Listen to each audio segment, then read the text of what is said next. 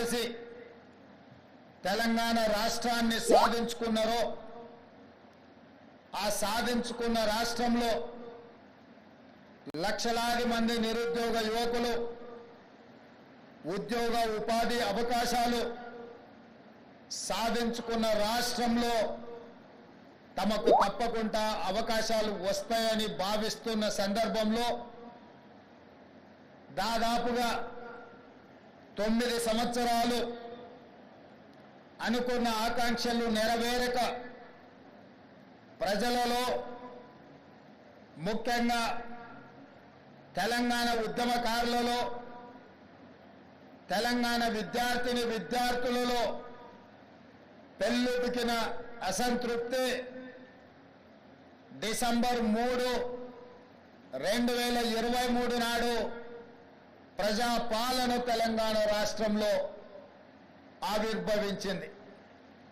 ఆ ప్రజాపాలన ప్రజలకు అందుబాటులో ఉండి ప్రజల అవసరాలను తీరుస్తూ ప్రజల యొక్క ఆవేదన వింటూ ఆలోచనలు పంచుకుంటూ ఈ తెలంగాణ రాష్ట్రాన్ని పునర్నిర్మించుకోవాలన్న ఆలోచనతోటి ప్రభుత్వం ఏర్పాటు చేసిన 90 రోజులలో 30,000 పైచిలకు నిరుద్యోగ యువకులకు ఉద్యోగ అవకాశాలు ఏ ప్రాంగణంలో అయితే మేము ప్రమాణ స్వీకారం చేసినామో అదే ఎల్బీ స్టేడియం ప్రాంగణంలో 30,000 మంది తెలంగాణ నిరుద్యోగ యువకులకు ఉద్యోగ పత్రాలు అందించి మీరెన్నుకున్న ప్రభుత్వం మీ సేవలో నిమగ్నమై ఉంటుంది అని చెప్పి మీకందరికీ విశ్వాసం కల్పించే ప్రయత్నం చేసినాం.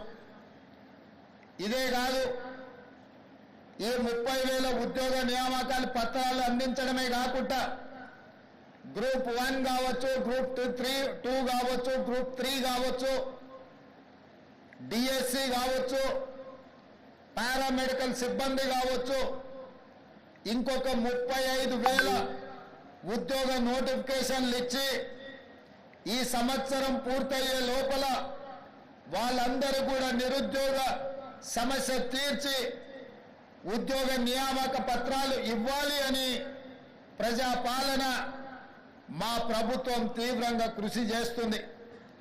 ఒకనాడు తెలంగాణ పబ్లిక్ సర్వీస్ కమిషన్ అంటే ప్రశ్నాపత్రాలు పరీక్షా కేంద్రాలలో ఉండకుండా జిరాక్స్ సెంటర్లలో ఎక్కడ పడితే అక్కడ విచ్చలవిడిగా అమ్ముకుంటుంటే పరీక్షలు రాసిన లక్షలాది మంది నిరుద్యోగ యువకులు ఆందోళనకు గురై ఆందోళన బాట పడుతున్న సందర్భంలో తెలంగాణ పబ్లిక్ సర్వీస్ కమిషన్ని సంపూర్ణంగా ప్రక్షాళన చేసి ఎలాంటి అనుమానాలకు ఎలాంటి తప్పిదాలకు అవకాశం లేకుండా పబ్లిక్ సర్వీస్ కమిషన్ని కొత్తగా నియమించి ఆ నియామకాల ద్వారా నిరుద్యోగ యువకులకు ఉద్యోగ నియామకాలు అందించాలన్న ఆలోచన మా ప్రభుత్వం చేస్తున్నది.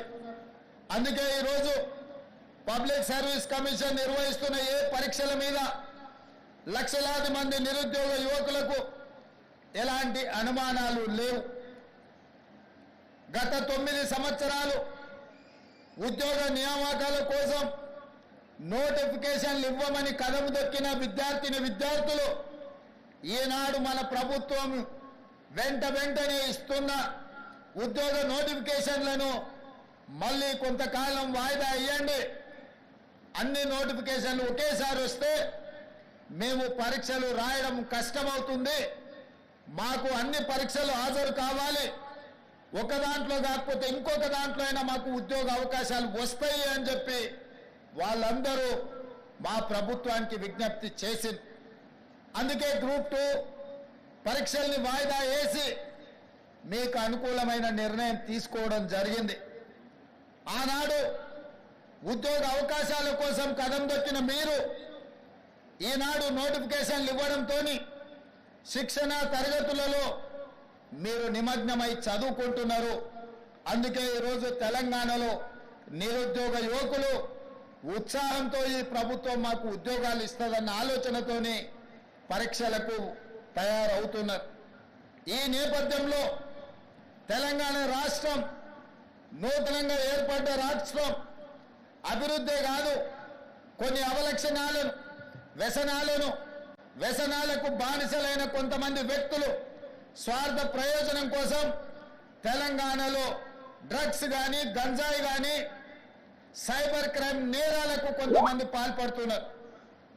ఇట్లాంటి ప్రత్యేకమైన సందర్భంలో దాదాపుగా 540కి పైగా ఎస్ఐలు ఏఎస్ఐలు ఈరోజు తెలంగాణ సమాజానికి సేవలు అందించడానికి మీరు ముందుకు వస్తున్నారు.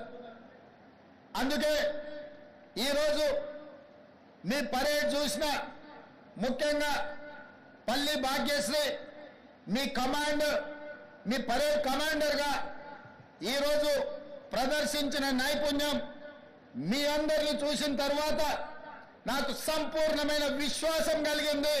రేపటి నుండి మీరు తెలంగాణ రాష్ట్రంలో డ్రగ్స్ మీద గంజాయి మీద సైబర్ నేరాల మీద ఉక్కు పాదం మోపి తెలంగాణ రాష్ట్రంలో గంజాయికి డ్రగ్స్ కు స్థానం లేదు.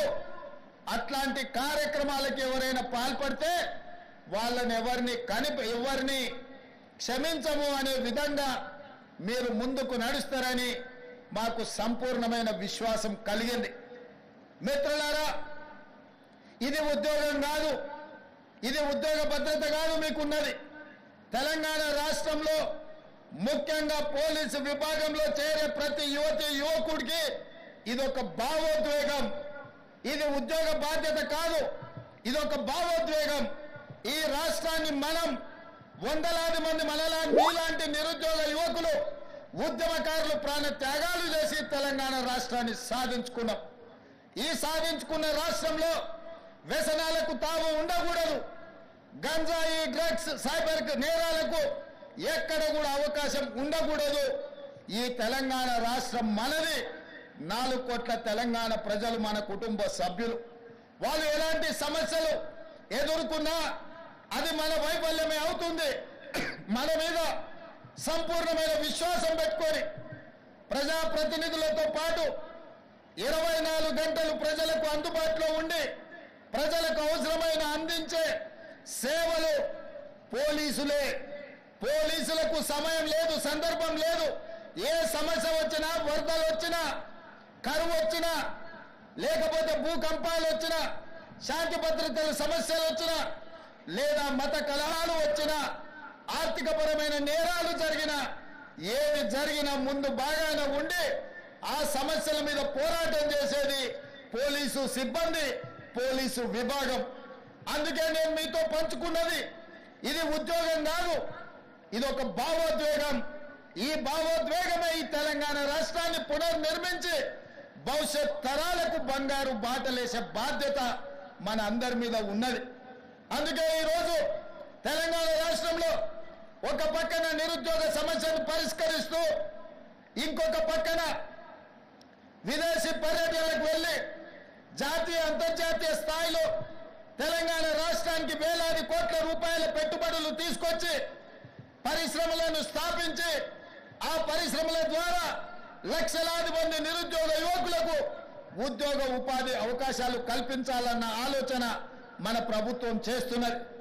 ఈరోజు ఉద్యోగాలే కాదు, నిరుద్యోగ సమస్యను పరిష్కరించడమే కాదు, ఈ సమాజంలో పెట్టుబడులు తీసుకురావడమే కాదు, రైతన్నలు నేతన్నలు పట్టెడు అన్నం పెట్టేది రైతన్నలైతే ఆ రైతన్నలకు ఆత్మగౌరవంతో బ్రతకడానికి నేతన్నలు సహకరిస్తున్నారు.